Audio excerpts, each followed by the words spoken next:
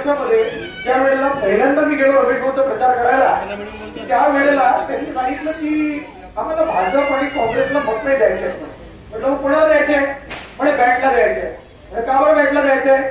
म्हणे रमेश पुणेकर मागील 10 वर्षामध्ये किमान महिन्यातनं 4दा आम्हाला येऊन भेटतो आणि त्या कोपऱ्यामध्ये जातो ज्या कोपऱ्याला कदाचित भाजप आणि काँग्रेसवाल्यांना माहिती नाहीये की इथं पुढे हलवा समाजाचे किंवा इतर समाजाचे मत आहे.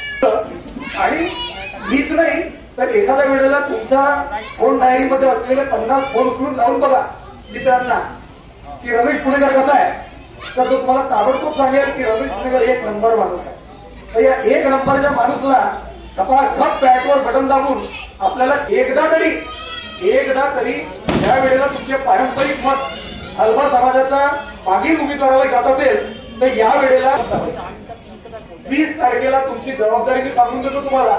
कारण वारंवार लोक पण येऊ शकणार नाही तुमच्याशी, म्हणून तुम्ही इथे बसलेले सर्व लोक रमेश पुणेकर असं तुम्ही गृहीत धरा आणि रमेश पुणेकर तुम्ही स्वतः उमेदवार आहात. त्यामुळे आपली नैतिक जबाबदारी नातेवाईकांचे देखील मतदान आपल्याला टाळायचे आहे.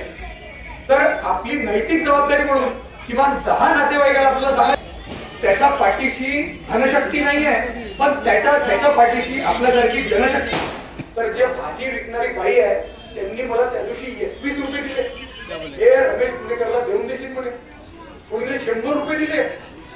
ज्यांच्या घरी जातो मत काढायला ते पैसे.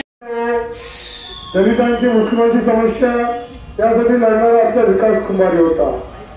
आम्हाला उमेद होती मला पण काँग्रेस पक्षाकडे तिकीट मिळेल, पण मला मिळाली नाही. त्यानंतर आम्ही खूप उमेदवार होतो.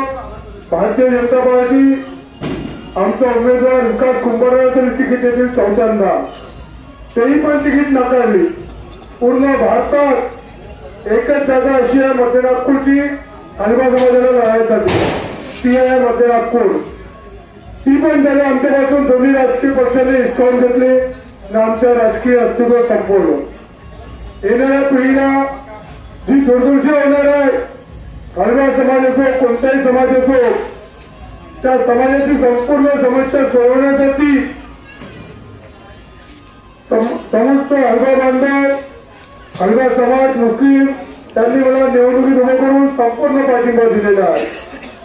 कारण की मी जास्त बोलणार नाही, आता सर्वांनी बोललेलं आहे.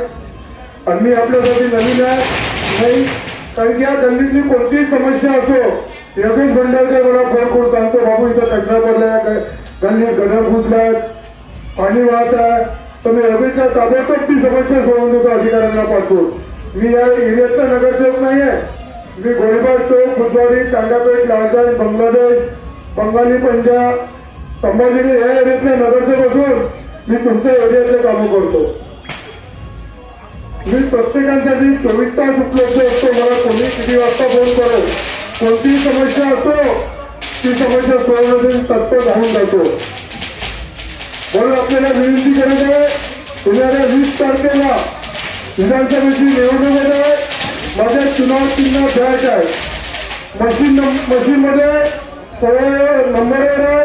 सर्वात खालची बटन आपल्याला दाबायचे बॅटची आणि प्रचंड मताने निवडून महाराष्ट्र विधानसभेत पाठवून रमेश पुणेकर निवडून जाणार आहे. संपूर्ण हलवा समाजाचे बांधव प्रत्येक व्यक्ती निवडून जाणार आहे तिथे हीच अपेक्षा करून समाजाने येणाऱ्या 20 तारखेला बॅटची बटन दाबून मतदान करा.